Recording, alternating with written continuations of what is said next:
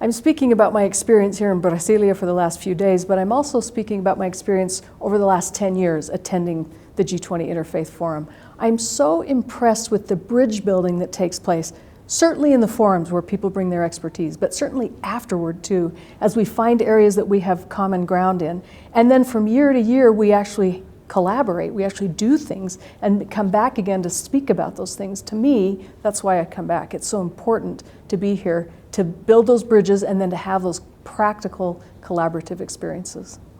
We often say that the Relief Society is one of the oldest women's organizations in the world, if not the oldest, and certainly one of the largest. But we have a real priority emphasis that was given to the Relief Society from the prophet, the First Presidency, to see what we can do to care for some of the most vulnerable.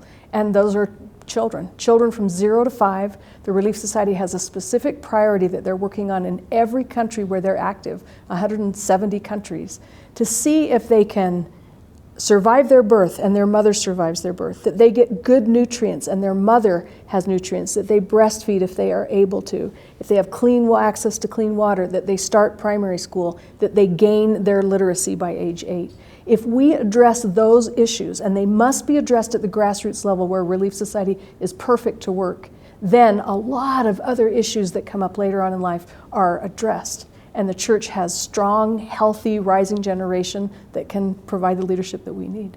One of the most critical things we can do is to work with other faiths, because one of the greatest tenets of the Church of Jesus Christ of Latter-day Saints is that all truth can be circumscribed into one great whole. We can bring all truth, and that allows us to embrace truth wherever we find it. And there's beautiful elements of truth that exist in every single faith.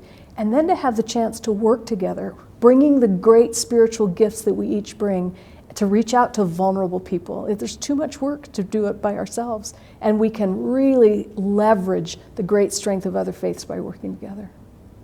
Tremendous progress has been made over time. We always think that everything is terrible, that it's always bad, but that isn't true. Over the last 30 to 40 years, a lot of progress has been made, but in some ways it has stalled. It has stalled, and the reason it has stalled is because we've gone as far as we can as individual entities working with our individual networks. The next progress that will happen will only happen if we're able to join forces with other like-minded people who have different resources and build on each other's work, so that I will work with somebody who is strong in an area where I might not be as strong. The progress is only going to come when we actually learn to leverage each other's strengths, and I'm looking forward to that. I'm committed to it. For me, as a Christian woman, I think about Jesus Christ, who was born as a mortal man, and he has his whole gospel to teach. And yet what he does is he walks from the tip of Israel down to Jerusalem and back up and down, and he's engaging with people one-on-one, which seems impossible. How will that get his message out all the time? But it's a key to us to reach the most vulnerable. It's not going to be done in a cookie-cutter fashion. It's going to have to be done one-on-one. And the only way we can do that is to engage ourselves in our circles of network and ask God to bring people into our circles where we can affect each other. I think that's the great promise of organized religion.